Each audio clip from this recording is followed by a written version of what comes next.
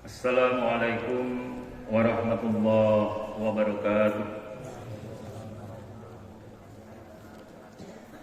A'udzu billahi minasyaitonir rajim. Bismillahirrahmanirrahim. Innal hamdalillah nahmaduhu wa nasta'inuhu wa nastaghfiruh wa na'udzu billahi min shururi anfusina wa min sayyiati a'malina. May yahdihillahu fala mudilla lahu wa may yudlil fala hadiya lahu.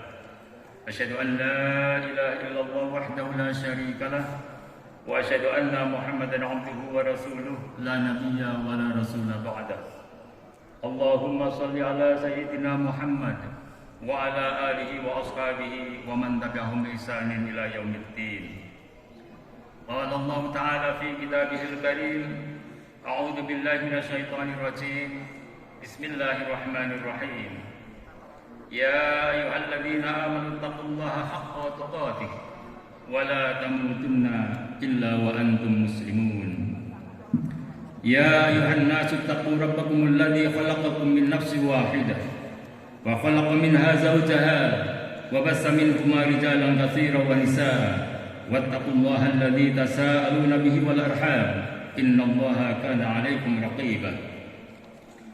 Ya ayyuhalladzina amanu taqullaha wa qulu qawlan sadida yuslih lakum a'malakum wa yaghfir lakum dhunubakum wa may yuti'illaha wa rasulahu faqad faza fawzan 'azima. Amma ba'd, fa inna asdaqal hadits kitabullah wa khairal hadi hadi Muhammadin sallallahu alaihi wasallam wa syarrul umuri muhdatsatuha wa kullu muhdatsatin bid'ah wa kullu bid'atin dhalalah wa kullu dhalalatin finnar. Allahu Akbar, Allahu Akbar, Allahu Akbar walillahil hamd. Saudara kaum muslimin rahimakumullah. Alhamdulillahi rabbil alamin. Kita bersyukur kepada Allah Subhanahu wa taala atas segala nikmat dan karunia-Nya yang telah dilimpahkan kepada kita dengan senantiasa menambah ketakwaan kita kepadanya. Salawat dan salam semoga tercurah kepada Nabi kita Muhammad sallallahu alaihi wasallam, keluarga, sahabat dan para pengikutnya sampai akhir zaman. Amin ya mujibas sa'ilin. Selanjutnya, setelah kita melaksanakan ibadah puasa selama 1 bulan penuh di bulan suci Ramadan, mengerjakan sholat tarawih dan tadarus Al-Quran, dan setelah kita menunaikan zakat fitrah dan sedekah dengan sempurna, sehingga berharap semua itu diterima di sisi Allah Subhanahu wa taala, maka pada tanggal 1 Syawal ini 1445 Hijriah insyaallah kita kembali kepada fitrah kita karena dosa-dosa kita terampuni. Pagi hari ini adalah Idul Fitri, hari raya kaum muslimin seluruh dunia. Sejak kemarin petang hingga malam, bahkan sampai fajar tadi, kita mendengar lantunan takbir, tahlil dan tahmid dikumandangkan dari berbagai masjid dan mushola.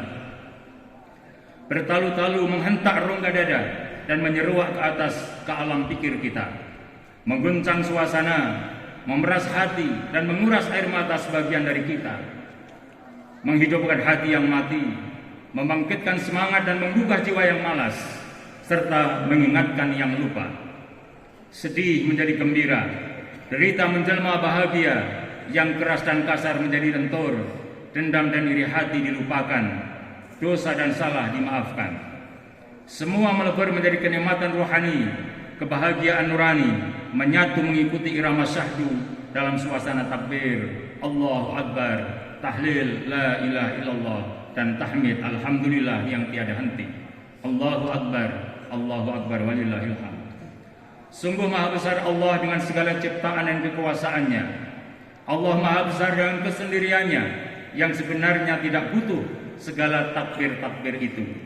Namun di dalam suasana yang sangat bahagia ini, di mana manusia terkadang cenderung tertipu oleh kebesaran semu yang sedandangnya, terlena atas keberhasilan duniawi yang telah dicapainya, takbir itu justru kita butuhkan untuk terus dikumandangkan agar keberadaan Allah Subhanahu wa taala senantiasa dirasa besar di dalam dada dan jiwa kita, di dalam hati seorang hamba yang telah melaksanakan tazkiyatun nafas atau penyucian jiwa sebulan penuh di bulan suci Ramadan. Ketika hati kita telah menjadi putih bersih karena ampunan, suci kembali seperti fitrahnya saat dilahirkan oleh ibu karena dosa-dosa telah dilebur, maka takbir serentak kita kumandangkan agar Allah Subhanahu wa taala benar-benar besar di hati kita, sehingga dunia dan isinya terasa kecil dan bahkan tidak pernah mengusik lagi selamanya, meskipun kita masih harus bergelimang dengannya. Saudara kaum muslimin jamaah Idul Fitri hadakumullah, pagi ini di tempat ini dengan seluruh jiwa yang kita miliki, baik ucapan, perbuatan maupun rasa, bersama seluruh keluarga tercinta, sanak gadang dan handai tolan, hamba-hamba yang sedang rindu kasih sayang ini melebur menjadi satu, larut dalam satu rasa dan suasana, menyatukan perasaan menghadap kepadanya Allah Rabbul Izzati untuk menunjukkan kebesarannya, melahirkan rasa syukur dengan kalimat yang kita lantunkan lahir dan batin. Allahu Akbar, Allahu Akbar, walillahil hamd.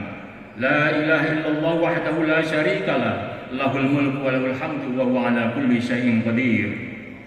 Saudara kaum muslimin, bahkan sejak sebulan penuh selama bulan Ramadan dengan puasa dan qiyamul lail serta tadarus Al-Qur'an, kita telah berusaha memasukkan kebesaran itu di dalam hidup kita, di dalam jiwa raga kita, dengan harapan semoga yang sudah dilaksanakan itu diterima di sisinya. Segala yang hina dimuliakan, yang rusak diperbaiki, yang kurang ditambahkan, yang sudah baik disempurnakan, yang sakit disembuhkan, yang sembuh disehatkan, dan yang sehat dikuatkan demi kebesarannya yang abadi. Itulah Idul Fitri, artinya kembali kepada fitrah. Manusia telah kembali kepada asalnya, berserah diri dalam kemusliman dan taat, suci, bersih kembali, tidak punya dosa, sehingga berkarakter jernih dan bening bagaikan embun air. Karakter kita insya Allah telah pulih kembali, terlepas dari cinta dunia semata, dari sifat hasad, sombong, riak dan dengki. Kita kembali seperti keadaan pertama kali dilahirkan. Masya Allah wa barakallah. Allahu Akbar, Allahu Akbar, walillahil hamd. Saudara kaum muslimin azakumullah, selama hidup kita, entah sudah berapa kali kita melaksanakan sholat Idul Fitri seperti yang kita lakukan di pagi hari ini. Di pagi yang mulia penuh berkah ini, di mana Allah sedang membentangkan rahmat dan berkahnya, pagi di mana Allah sedang memberi ampunan kepada hambanya akan dosa-dosa dan kesalahan yang dilakukannya. Entah sudah berapa kali kita bertakbir, mengagungkan Allah seperti yang kita lantunkan di tempat ini, juga di tempat-tempat yang akan menjadi saksi bagi kita kelak di akhirat, bahwa setiap tahun kita pernah bersimpuh, tunduk di hadapannya. Jika umur kita 60 tahun saat ini misalnya, dan jika pertama kali kita melaksanakan sholat Idul Fitri di usia 5 tahun, berarti kita sudah melaksanakan sholat Idul Fitri sebanyak 55 kali. Yang perlu kita pertanyakan adalah bukan berapa kali kita pernah melakukannya, tetapi sebesar apa yang bisa dihasilkan oleh amal ibadah yang dilakukan berulang kali tersebut. Sebesar apa hasil yang mampu kita dapatkan dari peluang yang dibentangkan pada setiap tahun ini. Jika kita telah melakukan kebajikan seperti ini selama 40 kali, karena sekarang usia kita 40 tahun, 45 tahun misalnya, maka tapak tilas apa yang sudah kita hasilkan? Adakah perubahan yang sudah kita dapatkan untuk menjadi lebih baik dari hari-hari sebelumnya? Atau kita tetap seperti ini saja tanpa ada kemajuan berarti? Kita tetap miskin hati meski kaya harta. Kita tetap sombong, angkuh dan congkak meski kita sadari bahwa jabatan, kekuasaan dan harta hanyalah sementara. Kita masih tetap malas, ogah-ogahan, jauh dari gairah dan semangat motivasi meraih kemuliaan, padahal hidup kita susah. Atau apakah hati kita tetap buram, dipenuhi noda dan dosa meski setiap tahun disinari cahaya Ramadan yang penuh berkah? Atau bahkan jiwa kita tetap bodoh dan kerdil meski sebulan penuh dihujani lantunan ayat-ayat Al-Quran dan berkah puasa, sehingga tetap saja kita tidak mampu mengenali diri sendiri, apalagi mengenal Allah, Tuhan semesta alam. Saudara kaum muslimin rahimakumullah, perlu diketahui bahwa ibadah saum di bulan Ramadan yang baru saja kita laksanakan sesungguhnya adalah suatu proses pendidikan yang berkelanjutan dan berkesinambungan bagi orang-orang beriman yang dapat mengantarkannya pada puncak nilai kemanusiaan yang disebut dengan taqwa, la'allakum tattaqun. Sebagaimana firman Allah Subhanahu wa taala, ya ayyuhalladzina amanu kutiba alaikumusyamu kama kutiba alal ladzina min qablikum la'allakum tattaqun. Takwa inilah indikator utama kemuliaan, indikator utama kebahagiaan, dan indikator utama kesejahteraan. Firman Allah Subhanahu wa taala dalam surat Al-Hujurat ayat 13 menyebutkan, ya ayyuhan nasu inna khalaqnakum min dzakarin wa unsa wa ja'alnakum syu'uban wa qabaila lita'arafu inna akramakum indallahi atqakum innallaha alimun khabir. Wahai sekalian manusia, sesungguhnya kami menciptakan kamu dari seorang laki-laki dan seorang perempuan dan menjadikan kamu berbangsa-bangsa dan bersuku-suku supaya kamu saling mengenal. Sesungguhnya orang yang paling mulia di antara kamu di sisi Allah Subhanahu wa taala ialah orang yang paling bertakwa di antaranya. Sesungguhnya Allah Maha mengetahui lagi Maha mengenal. Dengan ketakwaan yang secara kontinu dan berkelanjutan kita bangun dalam diri kita, keluarga kita, lingkungan kita, masyarakat dan bangsa kita, insya Allah pada gilirannya akan sampai pada pertumbuhan kesejahteraan dan keberkahan hidup yang senantiasa kita dambakan. Kemakmuran dan kesejahteraan sesungguhnya akan bisa dibangun dan diraih melalui perilaku yang baik yang berdasarkan iman dan takwa, seperti kejujuran, kecerdasan intelektual, kecerdasan spiritual, emosional dan sosial, etos kerja yang tinggi, etika berusaha dan bekerja yang berdasarkan pada nilai-nilai tauhid dan kepekaan sosial yang tinggi pula. Di dalam hadis digambarkan betapa kejujuran dapat mengantarkan seseorang meraih kebaikan. Sebaliknya khianat, curang, dusta, korup, dan mengambil hak orang lain akan menghasilkan berbagai macam keburukan. Rasulullah sallallahu alaihi wasallam bersabda, "Alaikum bisidqi, fa inna sidqa yahdi ilal birri, wa innal birra yahdi ilal jannah, fa inna rajula yasdiqu hatta yuktaba 'indallahi siddiqan, wa innal kadhiba yahdi ilal fujur, wa innal fujura yahdi ilan nar, wa innar rajula la yakdzibu hatta yuktaba 'indallahi kadzaban." Rawahul Bukhari. Wajib atas kalian untuk selalu berusaha menjadi orang benar dan jujur, karena kejujuran akan melahirkan kebaikan dan kebaikan akan menunjukkan jalan ke surga. Jika seseorang telah berusaha menjadi orang jujur, maka pasti dicatat oleh Allah sebagai orang yang selalu jujur. Jauhilah dusta dan menipu, karena dusta itu akan melahirkan kejahatan dan kejahatan akan mengantarkan jalan ke neraka. Jika seseorang terus-menerus berdusta, maka akan dicatat oleh Allah sebagai para pendusta. Hadis riwayat Imam Bukhari. Perhatikan pula firman Allah Subhanahu wa taala di dalam surat Al-Baqarah ayat 188. Wala ta'kulu amwalakum bainakum bil batil wa tudlu biha ila al-hukami litakulu fariqan min amwalin nasi bil ismi wa antum ta'lamun. Dan janganlah sebagian kamu memakan harta sebagian yang lain di antara kamu dengan cara yang batil. Dan janganlah kamu membawa urusan harta itu kepada hakim supaya kamu dapat memakan sebagian daripada harta benda orang lain itu dengan jalan berbuat dosa padahal kamu mengetahui. Takwa akan melahirkan kesejahteraan hidup dan kebahagiaan surga. Lantas, di mana kita bisa melihat dan merasakan bahwa takwa itu ada atau tidak ada pada diri kita? Saudara kaum muslimin, hadakumullah.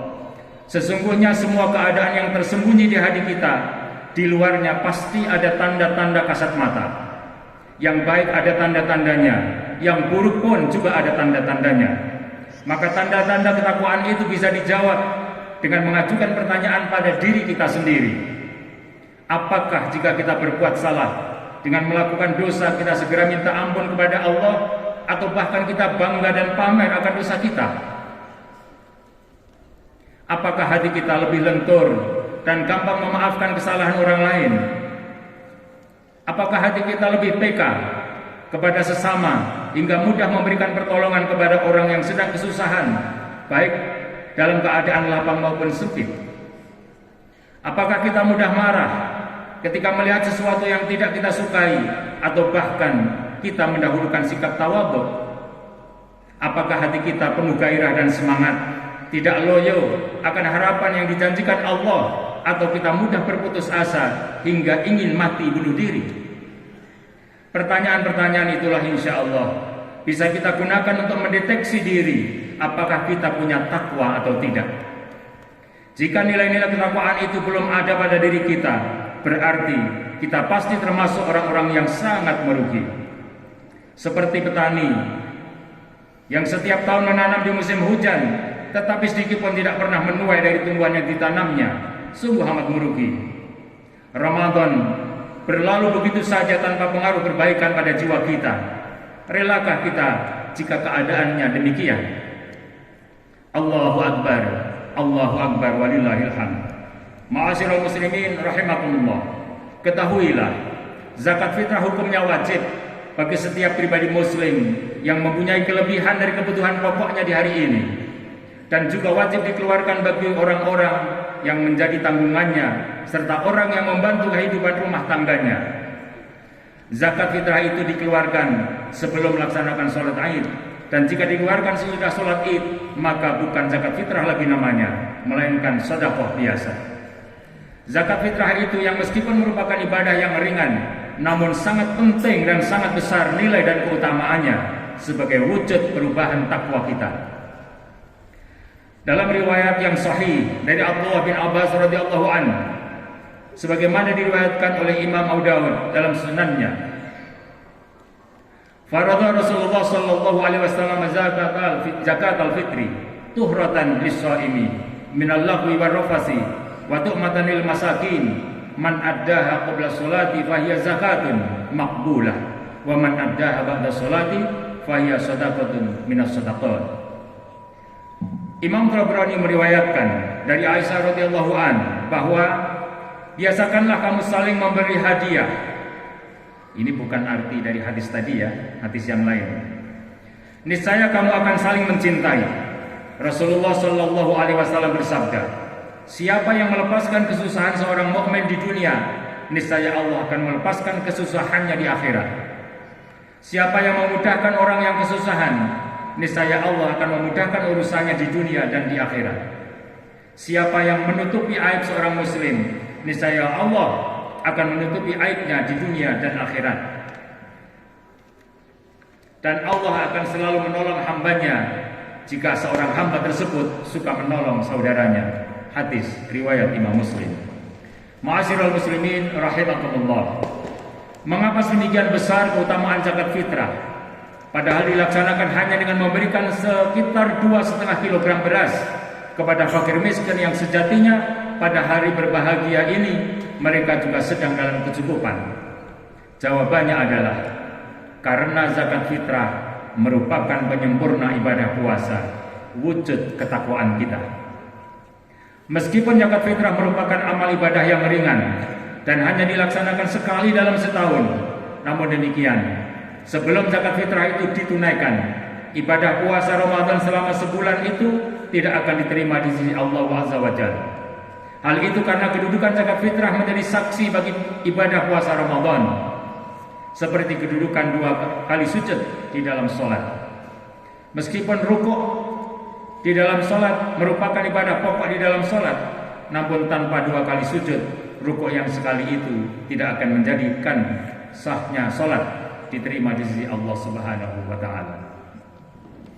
Ibadah puasa Ramadan adalah ibadah vertikal atau hablum minallah. Betapapun orang yang melaksanakan ibadah Ramadan itu harus menjalaninya dengan berat, karena mereka harus menahan lapar dan haus di siang hari selama sebulan sentuh. Namun demikian, ternyata ibadah vertikal itu tidak bisa diterima di sisi Allah Tabaraka wa Ta'ala sebelum disertai dengan ibadah horizontal hablum minan nas berupa zakat fitrah. Perlu difahami bahwa hakikat ibadah horizontal itu ternyata adalah memberi bukan menerima. Saya ulangi, memberi bukan menerima. Memberi sebagian kepemilikan yang dicintai kepada orang lain, itu dilaksanakan dengan tanpa kecuali dan tidak pandang bulu. Orang kaya maupun miskin, orang besar ataupun kecil, orang pandai maupun bodoh, asal pada saat awal Syawal ini mempunyai kelebihan dari kebutuhan pokok yang dimakan, mereka wajib menunaikan ibadah horizontal itu. Dan yang harus diberikan itu tidak banyak, yakni sekedar ingat kepada sesama dengan memberikan sebagian kecil harta yang dicintainya. Karena di hari yang sangat berbahagia ini kaum muslimin tidak boleh lupa diri. Betapapun mereka tenggelam dalam kebahagiaan yang hakiki, saat ini juga mereka harus berbagi kepada orang lain, walau dari sebagian yang terkecil dari kebahagiaan itu. Allahu Akbar, walillahil hamd. Saudara kaum muslimin, hadakumullah. Melalui khutbah ini, saya juga mengajak agar kita merenung dan mengambil pelajaran dari kejadian yang terjadi di sekitar kita pada akhir-akhir ini, di mana kemudahan hidup sudah dibentangkan oleh Allah Subhanahu wa taala dengan sangat luasnya. Sarana transportasi dan komunikasi sangat mudah didapat. Bahkan ilmu pengetahuan yang dulu sulit dicari, kini dengan sangat mudah dapat diakses di mana-mana. Orang tidak harus jauh-jauh datang ke majelis ta'lim atau mondok di luar kota untuk mendapatkan ilmu agama. Tinggal mengakses internet melalui HP, semua bisa beres. Sampai-sampai orang awam mempertanyakan eksistensi para ulama. Mereka mengatakan, mengapa kita harus mondok jadi santri kalau semua sudah tersedia gratis di internet? Mengapa kita harus datang ke kiai sekedar bertanya tentang ilmu agama kalau Mbah Google bisa menjawabnya? Pertanyaan seperti ini dan semacamnya kini banyak merebak di mana-mana, terlebih di media sosial. Mereka mengira peran ulama yang sakral dalam memberi pelajaran pengajaran bisa diganti dengan sekedar tulisan mati yang terkadang tidak tahu latar belakang penulisnya. Sedemikian murahnyakah nilai tarbiyah dan kasih sayang seorang alim ulama kepada para santrinya dan masyarakat, sehingga perannya bisa digantikan dengan patung mati seperti Mbah Google itu? Kasih sayang yang tulus dalam mengajar yang diberikan seorang kiai kepada santrinya pasti tidak mungkin bisa digantikan meski dengan 1000 kali kepandaian internet dalam menjawab pertanyaan-pertanyaan penanya. Dengan kasih sayang dikombinasikan dengan niat yang tulus ikhlas, semata-mata niat ibadah dalam rangka mencari ridha Allah yang diberikan oleh para ulama, para asatidz ketika mengajar para santri dan masyarakat, tentunya mereka itu tidak hanya akan mendapatkan ilmu yang bermanfaat saja, tetapi juga akan menyaksikan akhlak yang mulia yang akan sangat bermanfaat untuk dicontoh. Memang kemudahan-kemudahan itu tidak bisa kita pungkiri ada manfaatnya, manakala hati dan jemari kita dilindungi oleh kekuatan iman dan takwa. Tetapi jika tidak, maka kita bisa diantar untuk berselantar kemana-mana, tidak hanya ke tempat kemanfaatan, tetapi juga kepada pusat-pusat madharat yang nyata. Ma'asyiral muslimin rahimakumullah. Marilah kita merenung lebih dalam lagi kembali pada tema kita. Apa yang sudah kita dapatkan dari jerih payah kita selama bulan Ramadan, puasa sebulan penuh dan ibadah-ibadah yang lain di bulan Ramadan. Apakah hal yang sudah dimudahkan oleh Allah untuk kita lakukan itu telah mampu merubah keburukan kita menjadi kebaikan, mampu menghiasi perilaku kita dengan akhlak mulia, mampu menjadi benteng hati kita untuk tidak mudah terpengaruh oleh kemudahan zaman yang sedang terbentang luas? Jika belum, bahkan hanya dengan WhatsApp atau TikTok kita mampu berbuat khianat atas amanah yang seharusnya kita jaga, maka semoga kita masih ada umur panjang dan masih bisa bertemu kembali bulan Ramadan di tahun yang akan datang. Kita perbaiki bersama-sama apa yang sudah kita lakukan selama yang lalu, supaya hidup kita lebih bermanfaat, baik untuk diri kita sendiri maupun untuk orang lain, negara dan bangsa kita tercinta. Alhamdulillahirabbil alamin. Demikianlah khutbah yang bisa kita sampaikan. Akhirnya, marilah kita memanjatkan doa kepada Allah Subhanahu wa taala agar Allah berkenan memberi apa yang kita mintakan. Zat yang Maha memberi kepada para hamba-Nya. A'udzu billahi minasyaitonir rajim. Bismillahirrahmanirrahim. Alhamdulillahirabbil alamin. Hamdan katsiran, hamdan thayyiban mubarakan fihi. hamdan syakirin, hamdan na'imin, hamdan yuwafi ni'amahu wa yukafi'u mazidah. Rabbana lakal hamdu kama yanbaghi li jalali wajhikal karim wa 'azimi sultanik. Allahumma shalli ala Muhammad wa ala ali Muhammad kama shallaita ala Ibrahim wa ala ali Ibrahim. Wa barik ala Muhammad wa ala ali Muhammad kama barakta ala Ibrahim wa ala ali Ibrahim fil alamin innaka Hamidum Majid. Allahumma ya Ghafur, Allahumma ya Ghafur, Allahumma ya Ghafur.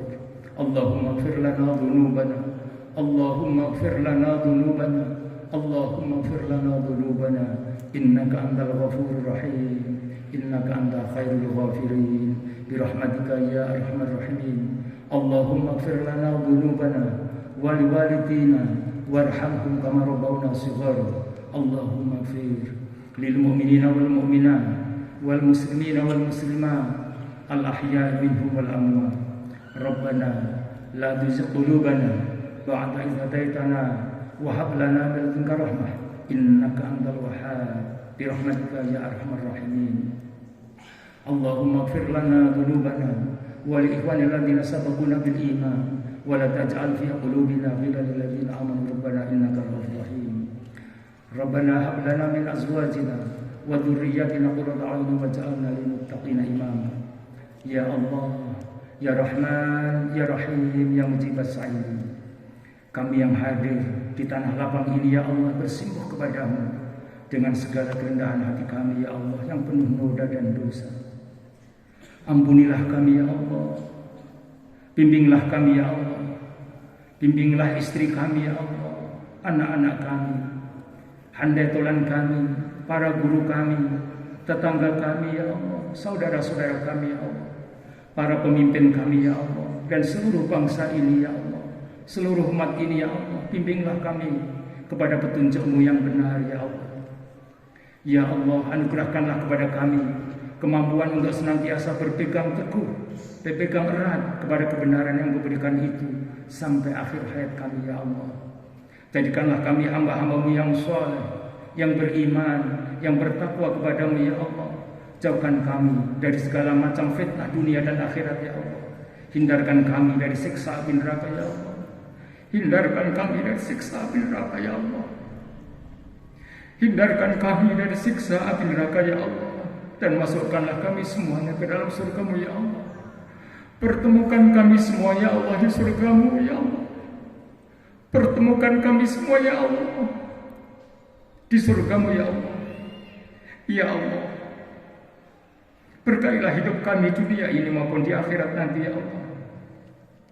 Berkahilah negeri ini ya Allah, bangsa ini ya Allah, bangsa yang kami cintai, negeri yang kami cintai, Indonesia ya Allah. Ya Allah ya Rahman ya Rahim, berkahilah dengan hadirnya para pemimpin yang amanah, yang bertakwa kepada-Mu ya Allah, yang penuh perhatian dan kasih sayang kepada kami ya Allah. Karuniakanlah kepada kami ya Allah kasih sayang serta ampunan-Mu ya Allah. Ya Rabbal Alamin. Rabbana atina fid dunya hasanah wa fil akhirati hasanah wa qina adzabannar. Wa sallallahu ala Muhammad wa ala alihi wa sahbihi ajma'in. Subhana rabbika rabbil izzati amma yasifun wa salamun alal mursalin walhamdulillahi rabbil alamin. Allahu akbar. Allahu akbar. Walillahil hamd. Assalamualaikum warahmatullahi wabarakatuh.